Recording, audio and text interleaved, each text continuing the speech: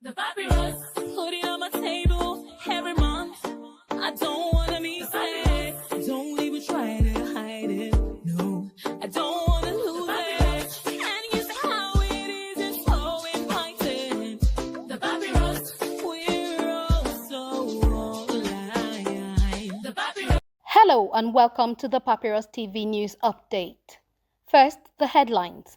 Army raises alarm over poor Southeast enlistment. Presidency warns supporters against illegal 2027 Tinubu-Shetima campaign billboards. Kano State rejects ECOWAS court ruling on blasphemy law. Delta PDP suffers massive defection to APC as South-South politics realigns. 2 ISWAP operatives arrested in Plateau as military foils plans. Tinubu orders tougher action on unaccredited universities. Niger State to receive donor-funded oxygen plant. The details. The Nigerian Army has issued a serious warning over the continued underrepresentation of the Southeast in its recruitment exercises, revealing that states like Enugu are falling dangerously short of their enlistment quotas. During a town hall meeting in Enugu over the weekend, Brigadier General Chima Ekeator, who heads the Army's 2025 Recruitment Enlightenment Team, disclosed that while Kaduna State has already recorded more than 3,000 applicants, Enugu is struggling with just around 100. This, he said, could result in the Southeast losing the military recruitment slot allocated to it annually. Ekeator said the trend was not new and has repeated itself across several recruitment cycles. Despite the Army reserving about 200 slots for Enugu State this year, fewer than 100 people have so far applied. He urged community leaders, including traditional rulers, council chairmen, and union leaders, to actively encourage youth to apply and to counter negative narratives about military service in the region. He also addressed what he called persistent misinformation, suggesting that Igbo soldiers are disproportionately sent to the front lines and killed in combat, calling those claims baseless and divisive. Today, one of the top commanders in charge of military equipment in Nigeria is our brother, Chibueze Ogbuabo. Many of us have risen in the military. We are living proof that these fears are exaggerated, he said. Commissioner for Youths and Sports, Barrister Lloyd Ekweremadu, lamented that despite efforts to reverse the trend, enlistment numbers have remained low. He stressed the need for modernized outreach that resonates with younger generations, suggesting that military recruiters should learn from global examples and adopt their messaging strategies. Algon Chairman Honorable Okechukwu Ede pledged the support of local governments but also urged the Army to rebuild public trust through transparency and stronger engagement. Other speakers, including retired Lieutenant Colonel Israel Mba, now a traditional ruler, shared their military experiences and encouraged young people to consider the Army as a pathway to honor and national service.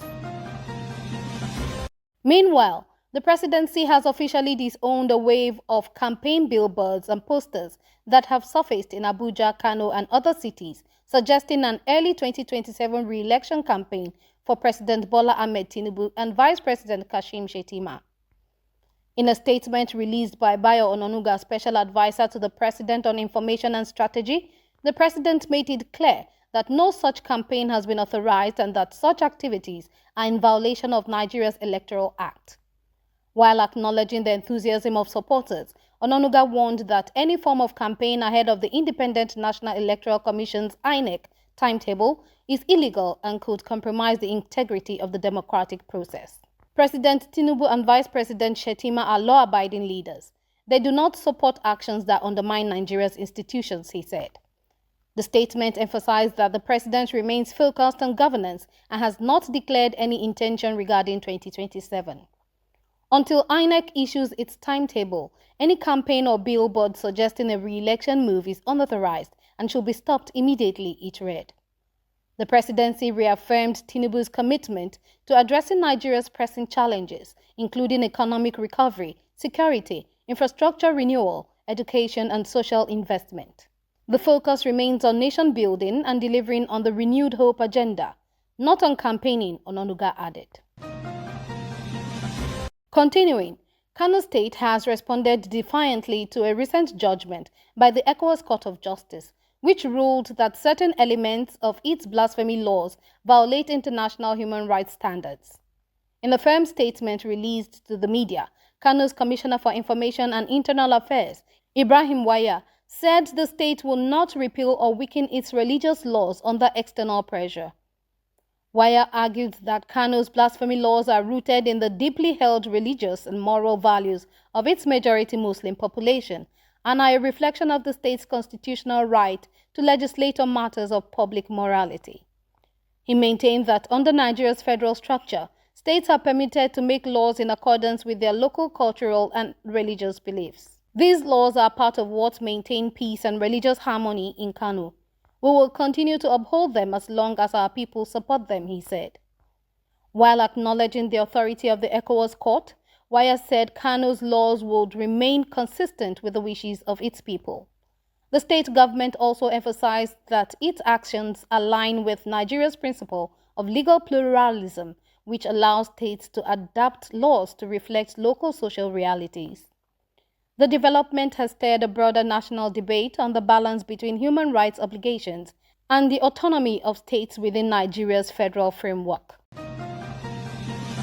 In another development, the South-South's political landscape witnessed a seismic shift as thousands of members of the People's Democratic Party (PDP) in Delta State defected en masse to the All Progressives Congress (APC).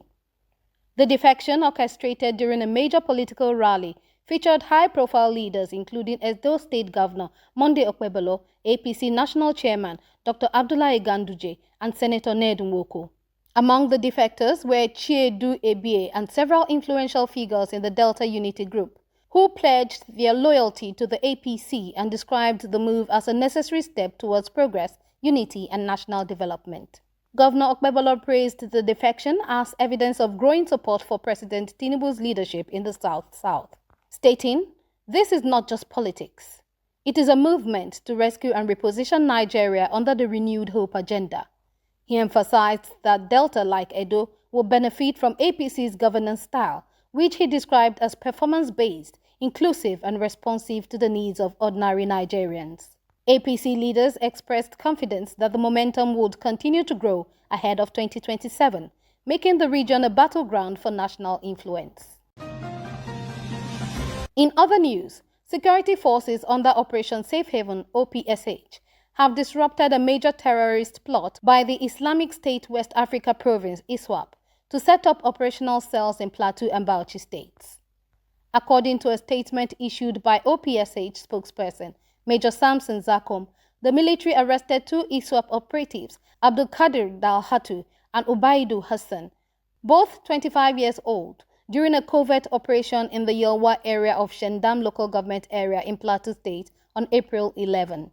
The suspects reportedly posed as tailors while coordinating with senior ISWAP commanders to expand the group's footprint in Nigeria's north-central region. Preliminary investigations indicate that they were in the early stages of establishing safe houses and building recruitment networks. The operation marks a significant success in Nigeria's fight against terrorism, particularly in areas previously considered outside ISWAP's operational zones. The military said intelligence gathering will continue as efforts intensify to root out terror cells hiding in civilian communities. Furthermore, President Bola Tinubu has directed Nigeria's educational regulators to intensify their crackdown on unaccredited tertiary institutions, warning that the credibility of the country's academic system is under threat. Speaking through a Federal Ministry of Education official, Speaking through a Federal Ministry of Education official at the National Open University of Nigeria (NOUN's) 14th convocation ceremony, Tinubu urged the National Universities Commission (NUC), National Board for Technical Education (NBTE), and other oversight bodies to act decisively against certificate mills and academic fraud. The president said his administration is committed to upholding academic standards and pointed to ongoing interagency collaboration involving JAMB, NYSC, NUC, and NBTE to detect and eliminate illegal institutions and fake degrees. He tasked regulatory leaders with restoring public confidence in Nigeria's education sector and ensuring all institutions meet minimum quality standards. At the convocation, 51 inmates from Nigerian correctional facilities were among the graduates, with 41 receiving undergraduate and 10 postgraduate degrees. President Tinubu commended NOUN for expanding access to education and encouraged the university to adopt a fully online model to support digital learning nationwide. The event also saw honorary degrees awarded to AFDB President Dr. Akinwumi Adesina and House Speaker Honorable Abbas Tajuddin. Conclusively, the Niger State government has confirmed plans to commission an oxygen plant at the Suleja General Hospital, the first such facility to be owned and operated within the state.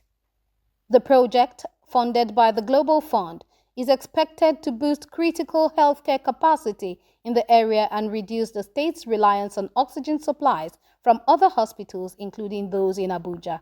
Commissioner for Secondary and Tertiary Health Services, Dr. Bello Tukur, said the plant will be commissioned by Health Minister Dr. Ali Pate and will be operated by the Global Fund for the first 10 years before a full handover to the state.